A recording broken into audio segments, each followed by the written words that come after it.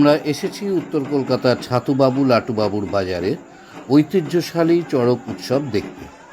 চৈত্র সংক্রান্তিতে এই উৎসব মূলত বুড়ো শিবের পুজোর উৎসব। এটাকে গাজন উৎসবও বলে দেওয়া যায়। দীর্ঘ এক চড়ক গাছের কাঠকে সোজা দাঁড় করিয়ে দেওয়া হয়, এমন এক ব্যবস্থা করা হয় যে ভক্তকে দড়িতে বেঁধে ঘোরানো হতে থাকে নিচ থেকে, যা দেখলে গায়ের লোম খাড়া হয়ে যায়। বহু মানুষের সমাগম হয় এই চড়ক মেলায়। প্রসঙ্গত জানিয়ে রাখি, আগে এই চড়ক মেলা হতো কোম্পানি বাগানে, তারপরে আস্তে আস্তে স্থান পরিবর্তন করে এই ছাতুবাবু লাটুবাবুর বাজার সংলগ্ন এলাকাতেই এই চড়ক মেলা হয়। বহু মানুষের সমাগম হয়।